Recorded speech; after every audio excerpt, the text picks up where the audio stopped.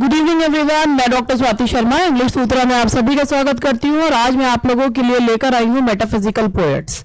Metaphysical poets, इससे पहले मैंने आप लोगों को एज ऑफ एलिजाबेथ पर जो है वो पढ़ाया था, एलिजाबेथन एज। उसके बाद जो है प्यूरिटन एज और the age of Milton. Milton के एज में ही जो पार्ट है वो मेटाफिजिकल पोएट्स का है।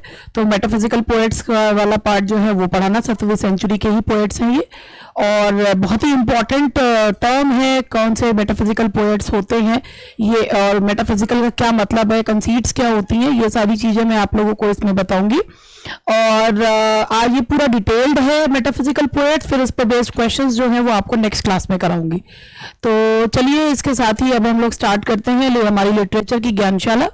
और ये एक लाइव एक्सक्लूसिव प्रैक्टिस बैच है, UP TGT target test series है, जिसमें जो है वो प्रैक्टिस टेस्ट की लाइव जो है वो प्रैक्टिस करवाई जाती है। और इसमें मॉक टेस्ट है, टारगेट टेस्ट है। मतलब टारगेट टेस्ट वो पूरे 125 क्वेश्चंस के हैं और मॉक टेस्ट जो है वो 50 के हैं। और नए और जो है मतलब काफ़ी अच्छी सीरीज जो है वो ये है। तो अगर आप देखना चाहें तो सबसे पहले तो आपको ऐप डाउनलोड करके इसका कंटेंट देख सकते हैं, अच्छे लगे तो आप खरीद सकते हैं, ना तो ऐप डाउनलोड ऐप डिलीट मारो। इसके बाद ये हमारा एक लाइव बैच है जो लाइव इसमें बैच में इस समय लिटरेरी टर्म्स जो हैं वो चल रही हैं। और ये लिटरेचर और ग्रामर दोनों का है। इसमें आपको 5 बुक्स जो हैं वो नोट्स जो हैं वो बुक फॉर्म में मिलते हैं।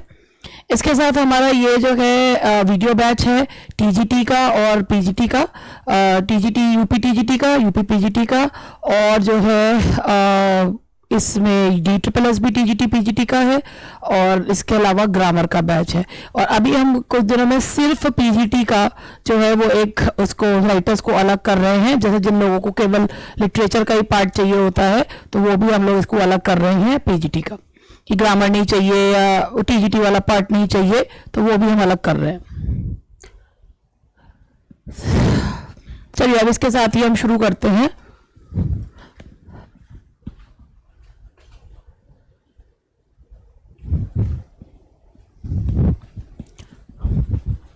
Metaphysical poets.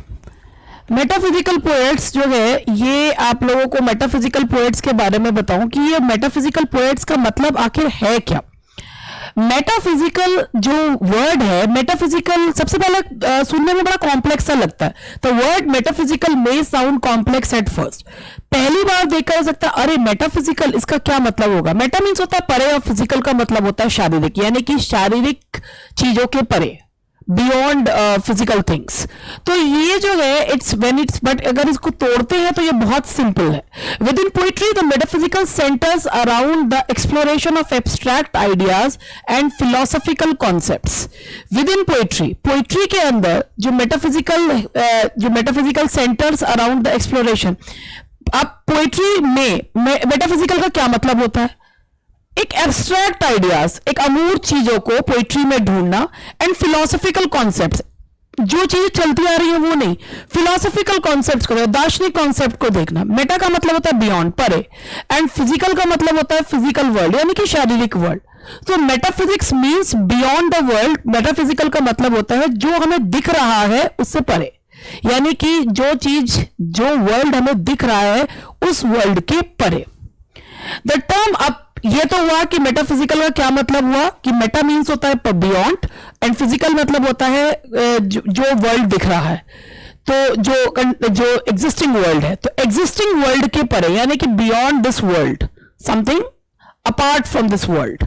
अब ये जो वर्ड मेटाफिजिकल है ये सबसे पहले किसने यूज किया था?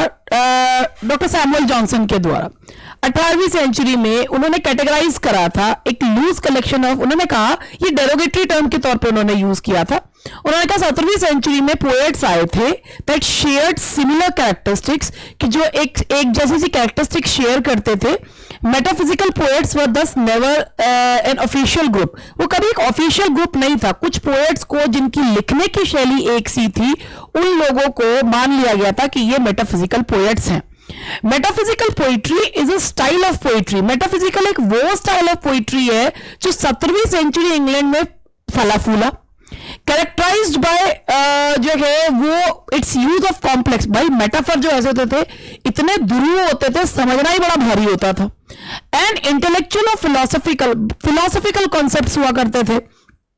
और जो है पैराडॉक्सिकल लैंग्वेज जो होती थी पैराडॉक्स से भरी हुई होती थी, यानी कि उसमें बहुत ही ज्यादा जो है वो ऐसा लगता था विरोधाभासी लैंग्वेज जो है वो हुआ करती थी। ह्यूमन एक्सपीरियंसेस के बारे में बताती थी।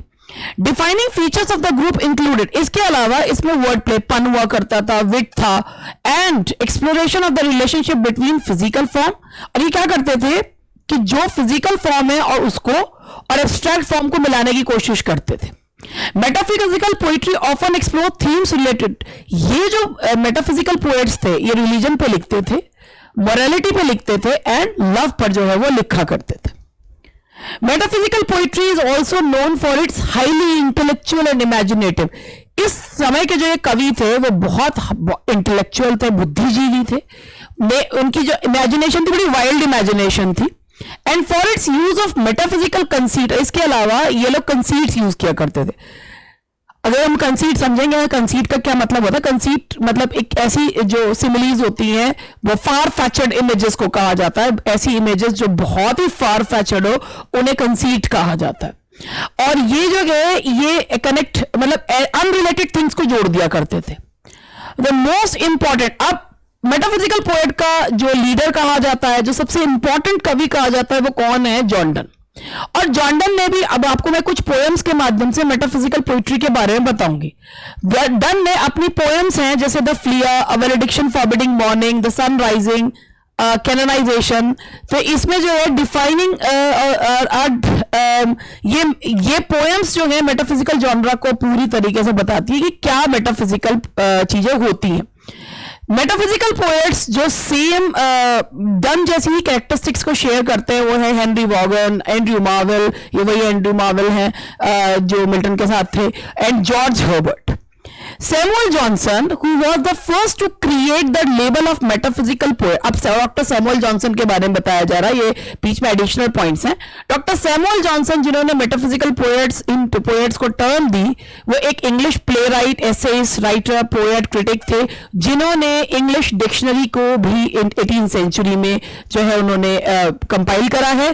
Samuel Johnson is an English writer and critic who was very, ये बहुत ही इन्फ्लुएंशियल राइटर थे। लाइव्स ऑफ इंग्लिश पोएट्स जो इन्होंने लिखा है, इन्होंने मेटाफिजिक्स फिजिकल पोएट्स, इन्होंने जो टर्म कॉइन करी थी दैट वाज मेटाफिजिकल, और ये मानते थे कि इनके जो ये एक ग्रुप ऑफ पोएट्स थे जिनका जो वर्ड प्ले, पन था, मेटाफर्स फोर्स्ड होते थे, और वो केवल जो है अपना पांडित्य प्रदर्शन करना चाहते थे। They wanted to show their knowledge, दूसरों को समझ में आया ना, इससे उनको कोई मतलब नहीं था। He believe they were too smart for their own good, उन्हें लगता था कि वो जरूरत से ज्यादा ही जो है वो स्मार्ट थे, वो अपना भी भला नहीं कर पाए थे। तो नाउ यू जो है आप इस चीज को आराम से सोच सकते हैं कि ये जो टर्म थी ये कोई इनकी प्रेज वर्दी टर्म नहीं थी, it was a sort of derogatory term. Characteristics of metaphysical poetry, metaphysical poetry की क्या क्या कैरेक्टरिस्टिक्स होती है? द मेन की कैरेक्टरिस्टिक ऑफ मेटाफिजिकल पोइट्री है द इंटेलेक्ट, बुद्धि, यूज ऑफ कंसीट का प्रयोग जो होता है, और एब्स्ट्रैक्ट आइडियाज को फिजिकल वर्ल्ड के साथ मिलाना। जैसे ये जो है ये इंटेलेक्ट एंड विट का भी देखिए, intellect and one of the defining features is a wit, complex philosophy and paradoxes, विरोधाभास। अब पैराडॉक्स क्या होता है? अब paradox is a statement that seems to lack common sense and contradictory, विरोधाभासी स्टेटमेंट होता है, मगर जब उसके बारे में देखें तो उसके अंदर एक सत्य छिपा होता है। इसका एग्जाम्पल भी दिया हुआ है, जॉन डन ने लिखा होली सोनेट। डन कहते हैं death thou shall die, death तुम्हें मर जाना चाहिए। अब कोई तुम जो है ये सोचे मृत्यु कैसे मरेगी, तो साउंड इम्पॉसिबल, ये तो इम्पॉसिबल है।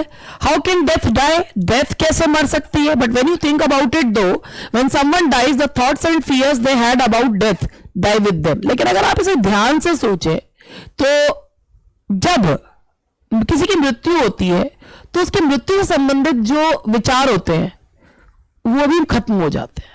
तो डेथ दाउ शेल डाई, कि अब डेथ भी अपने साथ मर गई। क्यों? जिस व्यक्ति को अपनी मृत्यु का डर था, जब उस व्यक्ति की ही मृत्यु हो गई तो उसके साथ तो मृत्यु भी हो गई, मर गई। तो ये एक पैराडॉक्सिकल स्टेटमेंट है, मगर अगर हम इसे ध्यान से सोचें तो इसमें एक सत्य छिपा हुआ है। Now, for done all that will be left is heaven. So perhaps this statement has some truth to it. तो ये भाई अब जो बचा है वो तो हेवन ही है. So death thou shall die. कि death मृत्यु तुम्हारी मृत्यु हुई है, जो शरीर की मृत्यु हुई है, मृत्यु के साथ मृत्यु का डर खत्म हो गया. Rest is heaven. तो ये एक पैराडॉक्सिकल स्टेटमेंट है. Now let's look at a famous example in Duns, the sun rising. अब अगर हम सन राइजिंग का एग्जाम्पल लेते हैं तो डन जो है इसमें देखते हैं कि सन राइजिंग में he is frustrated because of the sunlight, और वो जो है क्योंकि सन की जो रोशनी है वो उनको और उनकी लवर को लव मेकिंग में इंटरप्ट कर रहे हैं. तो वो क्या कहते हैं, एक लैंग्वेज जो होती है कोलोक्वियल लैंग्वेज होती है, बिजी ओल्ड फूल. ये सन को कहा गया है कि बिजी ओल्ड फूल, अनरूली सन, कि बिजी ओल्ड, तुम एक बूढ़े ओल्ड सन हो, अनरूली हो. Why dost thou thus? तुम ऐसे क्यों हो? Through windows and through curtains call on us. क्यों हमें जो है वो विंडोज से और उससे जो है झांक झांक के हमें उठा रहे हो. ये लाइन जो है जॉन डन की है. अब देखिए मतलब एक उसमें जो एक फार फैचर्ड इमेज ले ली कि जैसे कोई व्यक्ति किसी को उठाता है, ऐसे सन जो है वो उठा रहा है. Now done quickly turns his frustration around. Done उसके बाद अपनी फ्रस्ट्रेशन को टर्न अराउंड कहते हैं वो सन से कहते हैं it is the sun's job to keep the world warm, कि ये तुम्हारा काम है कि तुम दुनिया को गर्म रखो. It should shine on Donne and his lover because they are the whole world. और वो कहता है कि तुम्हें केवल हम पे ही चमकना चाहिए क्योंकि मैं और मेरी बिलवेड तो अपने आप में एक पूरा संसार है और हमारा जो बेडरूम है वो ग्लोब है. तो आप खुद देखिए कि सन और वर्ल्ड और ये सारी चीजें कंसीड्स कितनी फार फैचर्ड इमेजेस जो है वो ली गई हैं. सन को जो है ये कहा गया कि लवर एंड बिलवेड पे चमके, क्यों? क्योंकि वो ही संसार है, ग्लोब है, उनका बेडरूम ग्लोब है. तो सन का काम एक ही है कि इन दोनों पर ही चमके, बाकी तो दुनिया वाले बावले हैं. Thine age ask ease, and since thy duties be to warm the world, that is done in warming us. Shine here to us and thou art everywhere. This bed thy center is, these walls thy sphere. ये sunrising कहते हैं thine age ask ease. अब तुम बुढ़े हो गए हो तो तुम्हें थोड़ा सा इजी जो है वो शांति रखनी चाहिए. Since thy duties be to warm the world, अब तुम्हारा काम है कि तुम दुनिया को वार्म रखो और तुमने हमें वार्म करके ये काम कर दिया because we are world in ourselves. हम तो दोनों एक दूसरे में ही वर्ल्ड है. And this bed thy centre is, और ये जो बेड है ये ग्लोब है. दीज वॉल्स दाई स्फीयर्स, और ये जो वॉल्स हैं इसमें ये जो ग्लोब जो घूम रहा है. तो भाई ऐसा है कि हमको ही जो है तुम वार्मथ दो और हम जो है वर्ल्ड हैं. तो ये वर्ल्ड से खुद को कंपेयर करना. तो this is a sort of नहीं, this is a conceit. By using intellect to effortlessly change his argument, Dunn shows the complex wit and contradictions. ये एक जो आर्ग्यूमेंट किया है ये केवल और केवल मेटाफिजिकल पोएट्स ही कर सकते हैं. Now let's understand what is the meaning of conceit. The metaphysical poets made the conceit popular. इन्होंने कंसीट को बहुत पॉपुलर करा. Using it so regularly that the technique was harshly criticized as drawn out and unnecessary. इतना इसको use किया कि that the technique को इसको बहुत क्रिटिसाइज किया गया as, क्योंकि ये बहुत ही घिसी पिटी एंड अननेसेसरी थी. A conceit is an extended metaphor. conceit क्या होती है? एक मेटाफर होती है, एक बहुत लंबा मेटाफर होता है that commonly lasts for entirety of a poem, जो पूरी पोएम में चलता है. And they are often complex, far fetched, बहुत कॉम्प्लेक्स उलझे हुए होते हैं, फार फैचेड होते हैं और बड़े अनकन्वेंशनल होते हैं. चलिए इसका एग्जांपल देखते हैं. जैसे in the valediction of forbidding mourning में डन जो है दो लवर्स को कंपेयर करते हैं कंपास से. The beloved is the fix foot and the lover is the moving foot. अब ये कंसीट है क्योंकि आप कंपास से लवर और बिलवेड को कंपेयर कर रहे हैं, तो this is a very far fetched image. तो ये कंसीट का एग्जाम्पल है. एंड इसके बाद ये तो मैंने पढ़ा दिया. If they be two they are two, so as stiff twin compasses are two. The soul the fix foot makes no show to move but doth if the other do, and though it is the center sit, yet when the other far doth roam, it leans and hearkens after it and grows erect as that comes home. ये line वेलेडिक्शन forbidding mourning की है कि if they be two, यानी compass के दो दो feet होते हैं, तो they are two, so तो they are two वो दो होते हैं. as stiff twin compasses are two, जैसे कंपास के दो फीट जो है वो होते हैं. thy soul एग्जाम्पल, तुम अपनी बिलवेड को कहते तुम फिक्स फुट हो, जो बिल्कुल अपने जो है जब तभी राउंड जो है लग सकता है जब फिक्स फुट जो है वो सीधा खड़ा रहता है। तो if the other do to move but toss if the, और वो बिल्कुल एक बिलवेड को बिल्कुल स्टेडफास्ट रहना पड़ता है, तभी जो है जो लवर है वो अपना काम कर सकता है। And though it is the centre sit, जो बिलवेड है वो सेंटर में जो है वो रहती है, when the other far doth roam, और जो लवर है वो घूमता रहता है, it leans and hearkens after it, वो उसकी तरफ झुकती है और जब वो वापस आता है तो वो फिर से सीधी जो है वो खड़ी हो जाती है। It means a lover and beloved can only have pure union when they are faithful to each other. ठीक है, अब इसके बाद the conceit in this poem as in many metaphysical poem, बड़ी फार फैचेड इमेज है, मतलब lover और beloved को जो है वो कंपेयर करना, कंपस से कंपेयर करना। Despite the criticism it received as being drawn out, the conceit serves the purpose of being unconventional.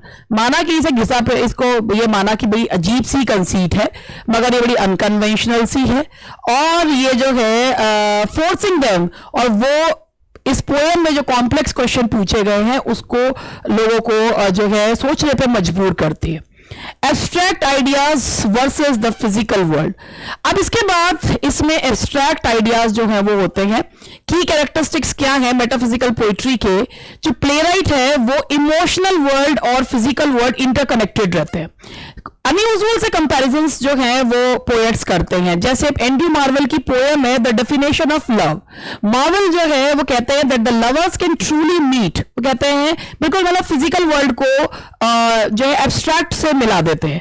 कहते हैं the lovers can never truly meet because they resemble parallel lines, क्योंकि दोनों parallel lines की तरह होते हैं, side by side, perfect for each other, एक दूसरे के लिए परफेक्ट होते हैं मगर एक दूसरे से कभी मिल नहीं सकते, कन्वर्ज नहीं करते। पैरेलल लाइन साथ चलती हैं मगर वो एक दूसरे को काटती नहीं है, मिलती नहीं है। As lines so love oblique may well themselves in every angle greet, but are so truly parallel though infinite can never meet. As lines so loves oblique may well themselves in every angle meet. कि angle जो lines हैं वो साथ साथ चलती हैं, ऐसा लगता है मिलती हुई दिख रही हैं, मगर वो पैरेलल चलती रहती हैं इनफाइनाइट, अनंत तक, और कभी मिल नहीं पाती। तो एंड्रू मार्वेल की ये डेफिनेशन ऑफ लव पोएम्स की लाइन है, डेफिनेशन ऑफ लव की। डन ने कंपस मेटाफर लिया है वेलेडिक्शन फॉरबिडिंग मॉर्निंग में, मार्वेल ने एब्स्ट्रैक्ट कॉन्सेप्ट दिया है दो लाइंस का और उसका। तो ये मेटाफिजिकल पोइट्री को अगर मैं आप लोगों को एक बार इसको सम अप जो है वो करूं तो ये था कि जो मेटाफिजिकल पोइट्री है उसकी ये कैरेक्टरिस्टिक्स है, कंसीट है, इसमें जो कंसीट क्या होता है, एक्सटेंडेड मेटाफर है, इंटेलेक्चुअल वो है, इंटेलेक्चुअल पोइट्री है, और फिलोसफिकल वर्ल्ड को और फिजिकल वर्ल्ड को एब्स्ट्रैक्ट वर्ल्ड से जो है वो मिला देते हैं। तो ये जो है आपका दैट इज मेटाफिजिकल। अब इसके कुछ पोएट्स हैं वो देख लीजिए। John Donne was born in England in 1572 to Roman Catholic parents. He is the defining metaphysical poet and is known for his intellectual, philosophical wit and his depiction. ये कुछ poets हैं, ग्रुप ऑफ poets जो metaphysical poets की category में आते हैं, जिनमें done है, और वो आपके रोमन कैथलिक पेरेंट्स के यहाँ पैदा हुए थे, और इनकी पोइट्री जो है वो फुल ऑफ कंसीट एंड जो है कंसीट और उससे जो है इंटेलेक्चुअल पोएट्री है इनकी। जॉन डन की फ्ली जो है, Donne links a flea biting both he and the woman he loves to mean that the blood has mingled and argues that they should therefore have intercourse at it would be no different. अब मतलब फ्लियर जो है वो एक मतलब जो metaphysical poem का एक परफेक्ट एग्जांपल है कि फ्लियर ने जो है वो उनको उनकी बिलवेड को काटा है, तो they have made love and ये बिल्कुल इसी के बराबर है। तो ये फ्ली का काटना और उसके खून मिलना उसमें, तो ये इसको कंपेयर जो है वो फिजिकल इंटरकोर्स से कर दिया है। इसके बाद एंड्रू मार्वेल आते हैं, जो जिनका जन्म जो है वो 1621 में हुआ था यॉर्कशायर में। वो कैम्ब्रिज में पढ़े थे एंड ट्यूटर बने, और एक बहुत इन्फ्लुएंशियल पॉलिटिशियंस थे। His poem did not receive much recognition in his lifetime. अपने जीवन काल में उनको इतना रिकॉग्निशन नहीं मिला, लेकिन 1681 में 3 years after his death, उनकी मृत्यु के बाद, his collection of miscellaneous poem was published. उनका एक collection publish हुआ था miscellaneous poem. Some of the most famous works are To His Choir Mistress, The Definition of Love, and the mower include the wit, intricate comparisons and philosophical discussion. Carpe diem philosophy भी इसी में ही आती है. Seize the day to his coy mistress में जो है उन्होंने इस philosophy को दिया भी है. Leading to him being grouped with the likes of Donne, Vaughan and Herbert. तो ये भी एक one of the, मतलब इनको अपने जीवन काल में इतना जो है वो फेम नहीं मिला जितना उनके मरने के बाद मिला. उसके बाद जॉर्ज हर्बर्ट आते हैं. हर्बर्ट जो है वो क्लर्जीमैन थे चर्च ऑफ इंग्लैंड में. He based most of his poetry on religion पर आधारित पोएम्स थी उनकी. और that the love of God is a better theme for poetry. उनका मानना था कि religious poetry is better than love poetry. He is famed for his immaculate word choice. वो अपनी वर्ड चॉइस के लिए बहुत ज्यादा फेमस थे और उनकी पोएट्री बहुत ही रिफ्लेक्टिव, सोच परक थी. और उसके उन्होंने जो है द कॉलर, ईस्टर विंग्स, ये पोएम्स जो हैं वो लिखी हैं. उनका बहुत फेमस कलेक्शन है the temple poems.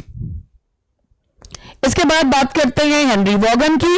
Henry Vaughan जो है ये भी एक मेटाफिजिकल पोएट है.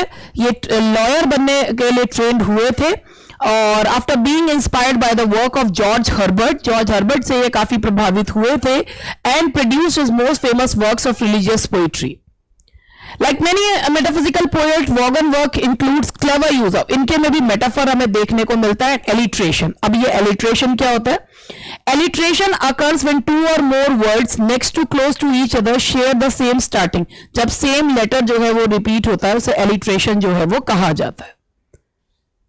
नाउ ये जो है यहाँ तक मैंने अब आप लोगों को मेटाफिजिकल के बारे में बताया. मेटाफिजिकल पोइट्री क्या है? मेटाफिजिकल पोइट्री, मेटाफिजिकल पोएट्स कौन से हैं? अब मेटाफिजिकल से जैसे इस पे बेस्ड जो क्वेश्चंस होते हैं वो इस तरीके के होते हैं कि देखिए done of its metaphysics Dryden ने कहा है. तो जो टर्म है मेटाफिजिकल पोएट्स, ये Samuel Johnson who coined the term metaphysical poets. And who is the leader of the metaphysical poets?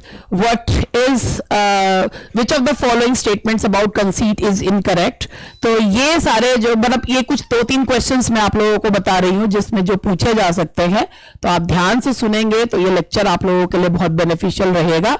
और ये ना केवल जो है ये मेरे कॉमन लेक्चर्स जो चल रहे हैं, अब DSSB का पेपर होने वाला है तो उसमें भी ये चीजें जो हैं वो काम आएंगी. तो दैट्स ऑल फॉर टुडे. मिलते हैं नेक्स्ट लेक्चर में. Bye bye.